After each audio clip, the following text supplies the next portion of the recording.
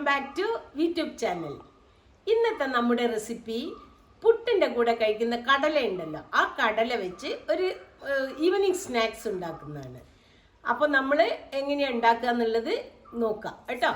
അപ്പോൾ നിങ്ങൾ എൻ്റെ ചാനൽ ഒന്ന് സബ്സ്ക്രൈബ് ചെയ്യണം. ലൈക്കായാൽ ലൈക്ക് ബട്ടനും അമർത്തണം. ഫ്രണ്ട്സിന് റിലേറ്റീവ്സിനും ഒക്കെ ഒന്ന് ഷെയർ ചെയ്യുക. നമുക്കെന്നാൽ വേഗം വീഡിയോ ഒന്ന് കണ്ടു നോക്കാം.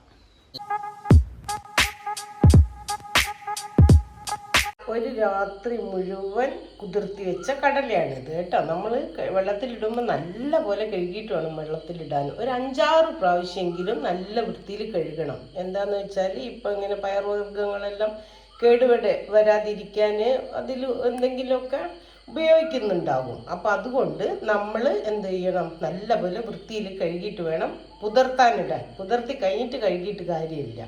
അപ്പോൾ എന്താവും, അതിൻ്റെ ആ വിഷാംശം കൂടെ ഈ കടല വലിച്ചെടുക്കും.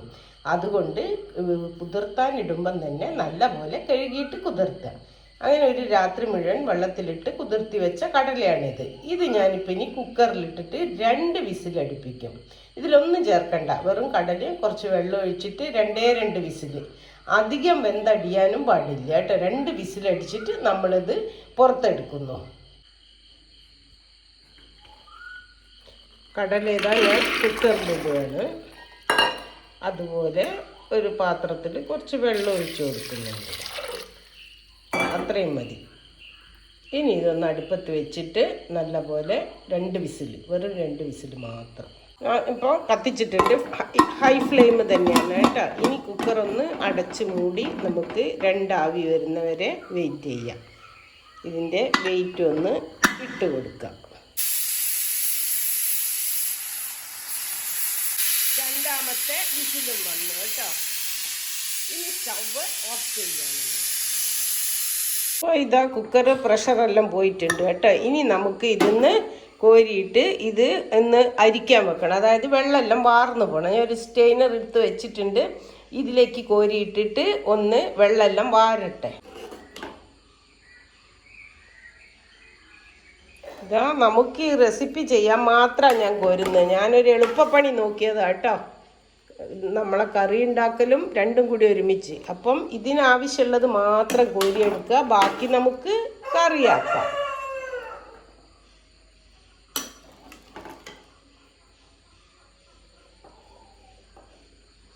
ഇത്രയും മതി. ഇപ്പം ഇതിനി വെള്ളമെല്ലാം നല്ലോണം പോകണം. എന്നിട്ട് ഇതാ ഇത് ചൂട് തണിയട്ടെ ഒന്ന് നമ്മൾ നല്ല ചൂടുണ്ട്. ഒന്ന് പിടിച്ച് ഞെങ്ങിയാൽ മതി കേട്ടോ. അധികം പുളിപുളി ആണ്ട. അപ്പോൾ ഇതെല്ലാം വെള്ളം നല്ലപോലെ വാർന്ന് ഒന്ന് തണിയട്ടെ. എന്നിട്ട് അപ്പോഴത്തേക്ക് നമുക്ക് എന്ത് ചെയ്യണം, വേറൊരു മസാലക്കൂട്ട് ഉണ്ടാക്കണം ഇതിന്. അപ്പോൾ നമുക്ക് ഇത് തണുക്കാൻ വെക്കാം. ഇതിലേക്ക് വേണ്ട മസാലക്കൂട്ടിന് എന്തെല്ലാം വേണ്ടതെന്ന് നോക്കാം. 1/4 ടീസ്പൂൺ ഉപ്പുപൊടി. ഉപ്പൊക്കെ അവനവൻ്റെ ഇഷ്ടത്തിന് ഇടുക കേട്ടോ. ഇത് ജീരകം ഒന്ന് വറുത്ത് പൊടിച്ചതാണ്, അതൊരു 1/4 ടീസ്പൂണിലധികം ഉണ്ട്. പിന്നെ ഒരു 1/4 ടീസ്പൂണിലധികം മുളക് പൊടി. ഇത്രയും സാധനങ്ങൾ ഒന്ന് മിക്സ് ചെയ്ത് അടവെക്കാം. ഇത് റെഡിയാക്കി വെച്ചിട്ട് ഇനി നമുക്ക് നമ്മുടെ അടുത്ത പണി, അതായത് കടലേത എല്ലാം തണിഞ്ഞിട്ടുണ്ട്, വെള്ളമെല്ലാം പോയി. ഇതുപോലെ ഒരു ചപ്പാത്തി പലകേൻ്റെ മേലെയോ എന്തിൻ്റെ നിങ്ങൾക്ക് ഇഷ്ടമുള്ള ഒരു സാധനത്തിൻ്റെ മേലെ വെക്കുക കേട്ടോ.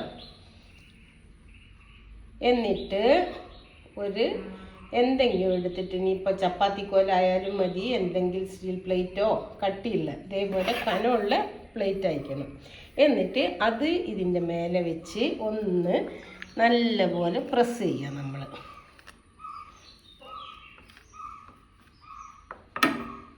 ഇത് അപ്പോൾ ഇതുപോലെയായി കിട്ടും. എന്നിട്ട് ഇത് നമ്മൾ ഒരു പ്ലേറ്റിലേക്ക് മാറ്റാം കേട്ടോ. അതുപോലെ എല്ലാ കടലയും നമ്മൾ ഇതുപോലെ പ്രസ് ചെയ്ത് പരത്തിയെടുക്കണം. ഇതുപോലെ പരത്തിയെടുക്കണം. പൊടിഞ്ഞു പോകാൻ പാടില്ല കേട്ടോ. അങ്ങനെ പരത്തിയിട്ട് പൊടിയാണ്ട് തന്നെ ഒരു പ്ലേറ്റിലേക്ക് ഇടുക.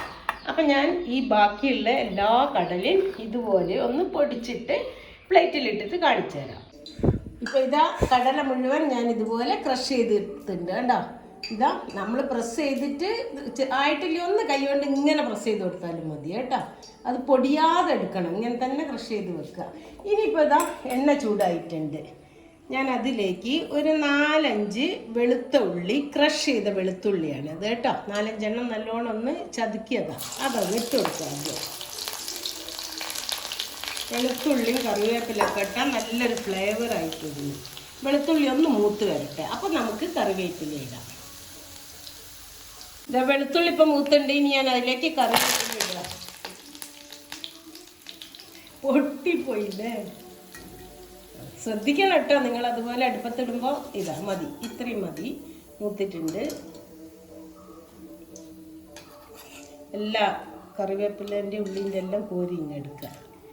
എന്നിട്ട് ഇതേ എണ്ണയിലേക്കാണ് നമ്മൾ എന്തിടുന്നത്, നമ്മുടെ ക്രഷ് ചെയ്ത് വെച്ച കടല. ഇതാ കടല, ക്രഷ് ചെയ്ത് വെച്ച കടല കുറേശ്ശെ കോരിയിടുക കേട്ടോ. നല്ല ഹൈ ഫ്ലെയിമിലാണ്, അത്രയും മതി. ഇനി ഇത് കിടന്നൊന്ന് മൂക്കട്ടെ കേട്ടോ.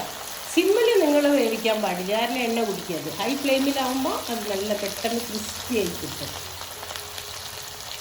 മൂത്ത് വന്നിട്ടുണ്ട് കേട്ടോ. അപ്പം അതെല്ലാം അമർന്ന് ഇനി നമുക്കിത് കോരിയെടുക്കാം.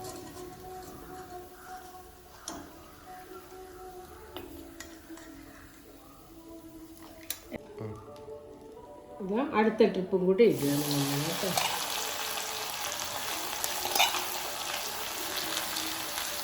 ഇതുപോലെ എല്ലാം ഞാൻ വറുത്ത് കോരട്ടെ കേട്ടോ. അങ്ങനെ പത ഉണ്ടാവും. ഇപ്പോൾ ഈ പതെല്ലാം അമരും, അപ്പോഴാണ് നല്ല ക്രിസ്പിയാണ്, അപ്പോഴാണ് കോരി എടുക്കേണ്ടത്. ഇനി ഇതുപോലെ എല്ലാം ഫ്രൈ ചെയ്ത് ഞാൻ കോരി എടുത്തിട്ട് കാണിച്ചു തരാം. ഇപ്പം ഇതാ കടലെല്ലാം വറുത്ത് കോരി കേട്ടോ. നല്ല ക്രിസ്പിയാണ്. നിങ്ങൾക്ക് ഇതിൻ്റെ ശബ്ദം കേട്ടാൽ തന്നെ അറിയാലോ അല്ലേ.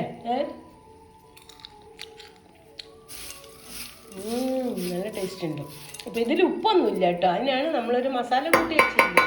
ഉപ്പും ജീരകപ്പൊടിയും മുളക് പൊടിയും എല്ലാം ഇട്ടിട്ട് അത് ഇതിലേക്ക് ഇട്ട് കൊടുക്കാം. എന്നിട്ട് നമ്മളൊന്ന് മിക്സ് ചെയ്യാം. ഇതിൻ്റെ ശബ്ദം കേട്ടാൽ തന്നെ നിങ്ങൾക്കറിയാം ഇത് ക്രിസ്പിയാണ് എന്ന്. അപ്പോൾ ഇതുപോലെയൊക്കെ ഉണ്ടാക്കി വെച്ചാൽ വൈകുന്നേരമൊക്കെ കുട്ടികളൊക്കെ സ്കൂളൊക്കെ വിട്ട് വരുമ്പം നമുക്ക് കൊടുക്കാനൊക്കെ പറ്റും. ഒരു വെറൈറ്റി ആയിട്ട് കുട്ടികൾക്ക്. എന്നും നമ്മൾ വേറെ പലതും കൊടുക്കുന്നുണ്ടാവും. അപ്പോൾ ഇതുപോലെ ആരെങ്കിലും ചെയ്തിട്ടുണ്ടോ കൊടുത്തിട്ടുണ്ടോ എന്നറിയില്ല. അപ്പോൾ കുട്ടികൾക്ക് ഇഷ്ടാവും ചെയ്യും കേട്ടോ. ഇത് പിന്നെ നമ്മളെ മിക്സ്ചർ ഇതൊക്കെ സൂക്ഷിക്കും പോലെ കുറച്ച് ദിവസമൊക്കെ സൂക്ഷിക്കട്ടെ. ഇനി എയർ ടൈറ്റ് കണ്ടെയ്നറിലാക്കി സൂക്ഷിച്ച് വെക്കാം നമുക്ക്. പിന്നെ നിങ്ങൾ ഇത്രയും നേരം എൻ്റെ വീഡിയോ വാച്ച് ചെയ്തതിന് താങ്ക് യു. അപ്പം ഞാൻ സബ്സ്ക്രൈബ് ചെയ്യുന്ന കാര്യം പറഞ്ഞിട്ടുണ്ടാവും. അപ്പോൾ അത് ശ്രദ്ധിക്കുക, ഒന്ന് മറന്നു പോവാണ്ട് സബ്സ്ക്രൈബ് ചെയ്യുക, ലൈക്ക് ചെയ്യുക, ഷെയർ ചെയ്യുക. Okay, thank you for watching.